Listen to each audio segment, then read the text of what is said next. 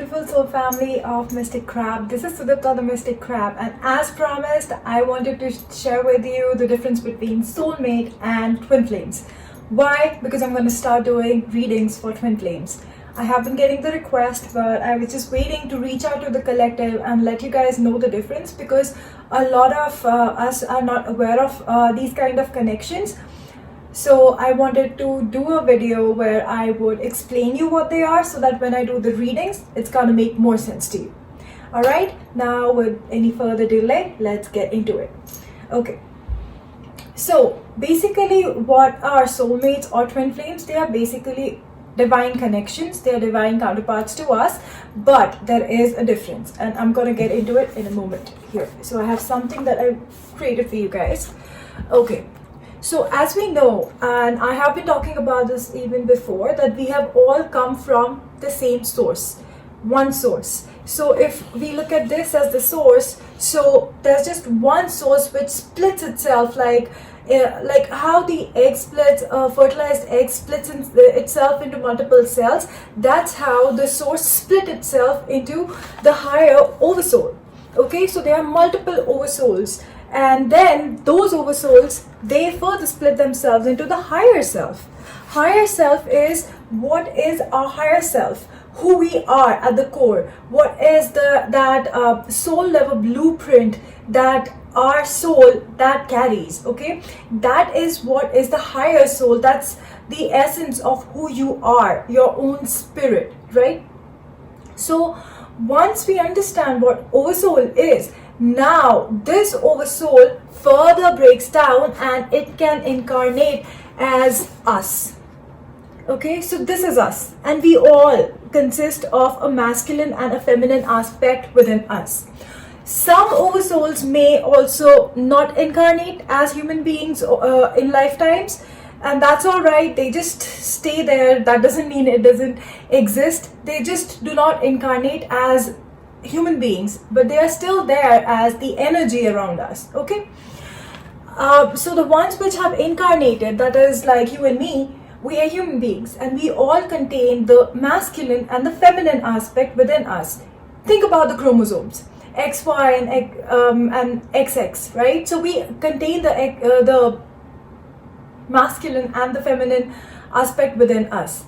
All right, now what happens is, soulmate can be anybody. Soulmate can be anyone, and they can be from different like higher souls, like from the different higher selves. They can belong to a different soul family. That's why we say they can belong to a different soul family, but then they are still kind of very friendly with us.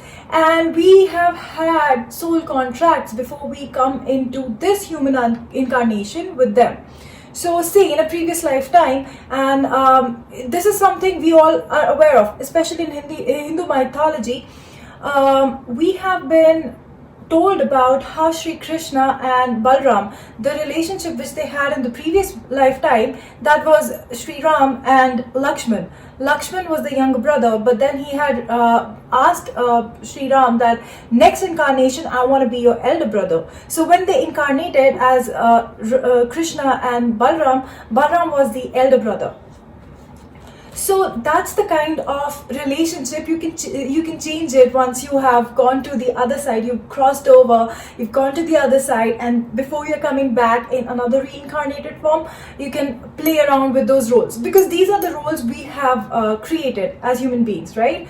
So this is something we understand. This is something how we relate to. We have seen it going on for ages and ages, eons. Okay, that is how it works. So I have, in a particular past life regression, I have seen my mom as my neighbor. So she was a neighbor in one lifetime. In this lifetime, she's my mom. So you know, things like that happen. So this is very interesting. People who want to know more about, like, you know, the spiritual nature of ourselves, and where we come from, what happens to us after we perish in this lifetime, what we call the physical death, basically, how the soul moves on. If you want to know about it, there's a lot of material available on the web. There's a particular person I follow, Christina Lopes. I can leave her link over here. You can actually see her videos. I love the way she explains everything. And also there is another lady, she's passed away, but she was an American hypnotherapist, Dolores Cannon. And in her hypnosis sessions, she has spoken to the higher self and these higher beings, and they have come across through the people she has been putting into the hypnosis, and they have spoken about who we truly are versus what we believe we are. Because this human life is a life of illusion. Okay, I don't want to go too much into that. I'm going to leave the link to Dolores Cannon's channel as well as the link to Christina Lopes' channel. Okay, so like I was saying, soulmate can be anyone. It could be a family member, it could be a friend, it could be your pet. If there's like a dog or cat or any animal that you are like so attached to, like you feel calm in their presence, there's that amazing affection or that connection you have with them, that's a soulmate. That's a soulmate. Okay, soulmate doesn't necessarily have to always be a romantic partner. Can be. That's like if you have had that contract signed up for this lifetime, that hey, we are gonna be romantic partners in this lifetime. So yes, you might meet your soulmate and it's gonna be an amazing life journey. Previously, I have also talked about karmic soulmates. I think you should refer to that video. I explain what karmic soulmates are. They help us balance our karmas, basically the energy, okay, from previous lifetimes. So they are just here to help us grow and evolve. But like the romantic soulmates that we otherwise meet in our lifetime, they can help us evolve with them. So they don't necessarily have to always be like a romantic partner. They can be a friend, they can be a family member. So you know what I mean. Twin flame on the other side. Okay, so if you see here, this is your higher self. Twin flame is the aspect of the same higher self that's incarnated in another body, in another physical body. And as we have we both have masculine and masculine and feminine aspect within us, but one of us could be having more of the masculine energy and the other could have more of the feminine energy. Though we have both the aspects within us, one could be more masculine versus the other could be more feminine. Doesn't really mean that a masculine has to be a man and the feminine has to be a woman.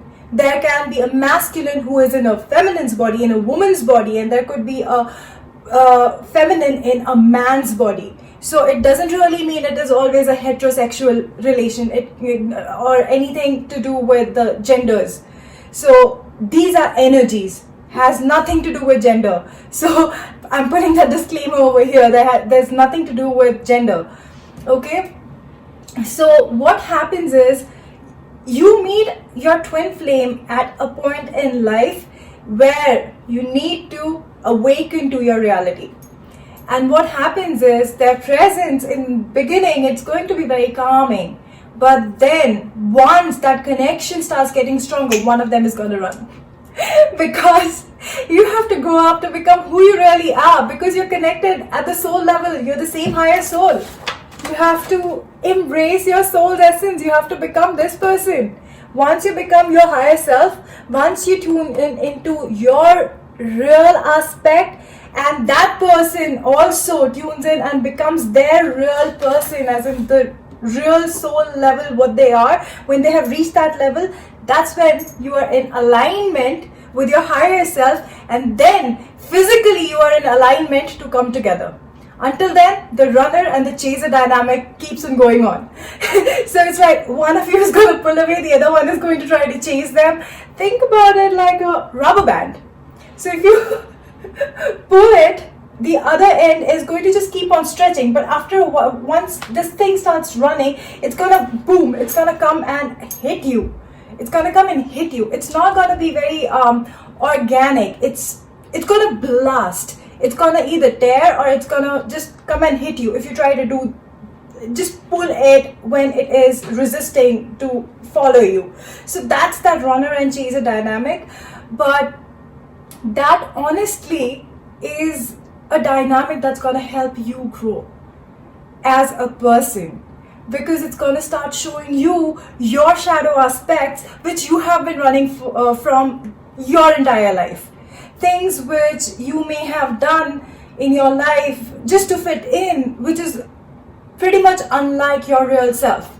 And I honestly have gone through this phase where at least entire 20s, I think I was constantly trying to fit in, and I did anything that made me fit in, even though on the inside it wouldn't make me happy. I was like, why am I even doing this? Why do I have to do this?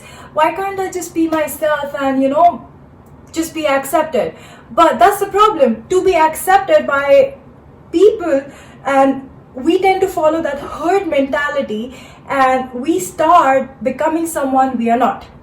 So that's what happens. And the twin flame relationship dynamic is something where you have to be your true self. You have to be authentic. You have to be the real you. It is really challenging, but that's the biggest opportunity your life gives you to grow, to embrace yourself and be so happy and proud of who you are. Because all the journey that you have come through, like so far in your life, when you meet that person, that one person, it is going to shift. Things start shifting. You're going to start seeing things from different perspective. You might have never thought of things that way, but that's what happens, because it's a spiritual evolution. It's a spiritual connection. It's a very high level spiritual connection, because you two are basically from the same higher self. You both are each other's mirror image. So you both have to be in alignment to come together in this lifetime. Also, sometimes twin flames decide not to be with each other, and that's all right. You're still going to be each other's best friends, because once a twin flame, you have encountered your twin flame, there is no going back. There is no going back. You're gonna fight, you're gonna run and chase and do everything, but end of it, you're still gonna come back together, because you have a bigger life purpose. Life purpose is not just to get together, get married, or get into a commitment and then start procreating or just take care of family. No, that's a very earth-based rule. That's just what we have made, the society has made us believe. That's not what the life purpose is about. There is more to life. There is more to humanity. There is so much more to evolution. If you look around you, there is so much going on. With this COVID itself, you can see a lot of people losing jobs. But there are also people who have found alternate ways of income. I'm doing it. I'm an example. So things like that, thinking out of the box. And these twin flames, they are very powerful. They are like two whole people together. And that's what is going to bring them back together. Until then, there's going to be that runner and chaser dynamic. It keeps on going on. So that's the beauty about this twin flame dynamic. So that's what I wanted you to understand, what these soulmate versus the twin flame relationships are, so that when I do more of these tarot readings for the twin flame or soulmate, you can identify with either of the two, or you could just see how the reading goes, and then whatever resonates with you, that's going to probably help you identify what kind of a relationship you are in. Because trust me, most of us are confused half the time that what am I doing? Is this like a karmic relationship? Is it a soulmate? Is it like a twin flame?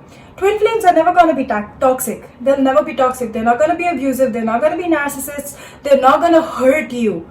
They're not going to try to hurt you in a abusive way. No, never. That is a karmic. That is never going to be your twin flame. So that is at least one thing which you can identify by. Yeah, they're gonna run. They're gonna deny the fact that they care about you, or they like you, or they have any feelings for you. They're just gonna keep on running, because they have their own stuff to figure out, because even they are in the social conditioning. And how twin flames work is one of the twin awakens first.